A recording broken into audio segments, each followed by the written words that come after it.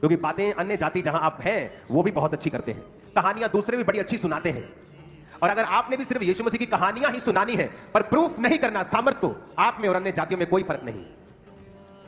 इसलिए पौलुस ने कहा, मैं तुम्हारे पास वचनों और ज्ञान की और शब्दों की उत्तमता के साथ नहीं आया। मैं ज्ञान सुना सकता हूं, मैं सिद्ध लोगों में ज्ञान सुना सकता हूं, लेकिन तुम्हारे पास मैं सामर्थ के साथ आया हूं, क्योंकि परमेश्वर का राज्य शब्दों में अगर तुम बनाने की कोशिश कर रहे हो तो वो गलत है। वो सामर्थ में कहता, मैं ज्ञानी लोगों में सिद्धता का ज्ञान सुनाता हूं, लेकिन उसका राज्य कहां है? सामर्थ में। ऊंची आवाज में कहो आमीन। तुम्हारा जो अभिषेक जो किया गया, तुम्हें सब बातें सिखाता है,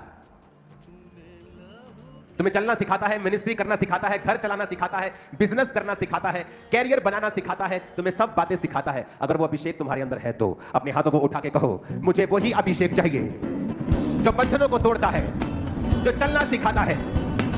परमेश्वर का राज्य बातों में नहीं परंतु सामर्थ में है।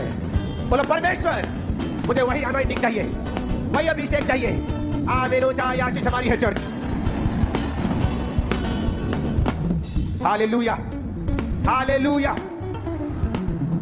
अगर तुम्हें शर्मिंदगी नहीं चाहिए तो तुम्हें अभिषेक चाहिए। बोलो अपने पड़ोसी को, अगर तुम्हें शर्मिंदगी नहीं चाहिए तो तुम्हें अभिषेक चाहिए।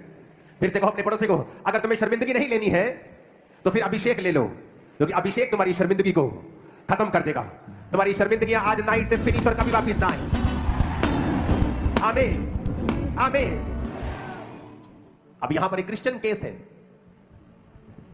जो मसीह में होने के बावजूद भी 5 मौतें अपने घर में देख चुका है, और चर्च के बारे में मालूम होता है, ऑनलाइन मीटिंग को देखना शुरू करता है, विश्वास पैदा होना शुरू होता है कि नहीं, परमेश्वर जो बातें करता है बाइबल में, अब्राहम की, सारा की, वो मुर्दों को जिलाने की, वो कोड़ियों को शुद्ध करने की, यहां ये हो रहा है, हमारी आंखों के सामने हो रहा है। और जो पहले से क्रिश्चियन होता है वो तो जल्दी पहचान जाता है कि परमेश्वर की सामर्थ कार्य कर रही है। हालेलुया। और अभिषेक पर भरोसा हुआ कि हमें यह मीटिंग अटेंड करनी है। शादी के 25 साल बाद 1998 से लेकर फिर 2023 में स्पेशल प्रार्थना होती है और प्रार्थना को रिसीव करती है, और जब अगले साल चढ़ता है तो वो अगला साल अलग था। परमेश्वर ने दिखाया कि अब्राहम का परमेश्वर आज भी जिंदा है।